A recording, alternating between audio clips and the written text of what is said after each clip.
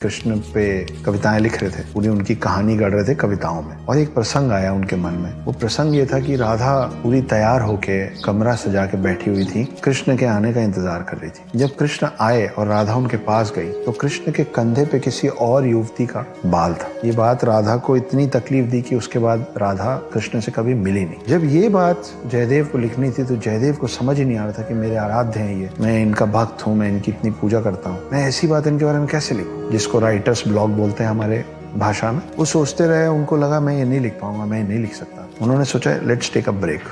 उन्होंने अपनी पत्नी को बोला कि मैं नहा के आता हूँ, मेरे लिए खाना तैयार कर देना। जयदेव चले गए। पत्नी मान के चल रही थी कि 1 घंटा लगेगा, जाएंगे, नहाएंगे, लौटेंगे, लेकिन 10 मिनट में जयदेव वापस आ गए। पत्नी देख के चौंक गई। पत्नी बोली कि अरे आप इतनी जल्दी वापस आ गए, कैसे, खाना लगा दूं? तो जयदेव ने बोला कि हाँ, मुझे समझ में आ गया कि मुझे वो शब्द मिल गए जिन शब्दों में मैं वो कविता लिखूंगा, जिसमें मैं इस बात का वर्णन करूंगा कि कैसे राधा ने कृष्ण के कंधे पे बाल देखा किसी और युवती का और नाराज हो गई। वो बैठे, वो लिखे, तब तक खाना लग गया। उन्होंने फटाफट कविता में इस बात को ढाला, वापस जाके बैठे, खाना खाए। जयदेव के खाना खाने के बाद उसी थाली में बचा कुचा और डाल के खाना खाती थी। मतलब कुल मिला के जयदेव का जूठा खाती थी प्रेम में। जयदेव खाना खत्म करने के बाद उठे और बोले कि मैं फिर से नहा के आता हूँ। पत्नी को कुछ समझ में नहीं आया। जयदेव उठ के गए, पत्नी उसी थाली में बैठ के खाना खाने लग गई। 5 मिनट बाद जयदेव वापस आ गए और बोले कि बहुत जोर से भूख लगी है प्रिय, खाना लगाओ। पत्नी परेशान, बोले आप अभी तो खाना खा के गए। जयदेव ने बोला मैं खा के गया? मैं तो 1 घंटे पहले नहाने गया था, नहा के अब लौट रहा हूँ। तब उनको और उनकी पत्नी को समझ में आया कि जब जयदेव नहाने गए हुए थे तो पीछे से कृष्ण आके अपने भक्त की मदद करके चले गए थे। कृष्ण जयदेव का रूप लेके आए। वो चीज जो जयदेव अपने हाथ से नहीं लिखना चाहते,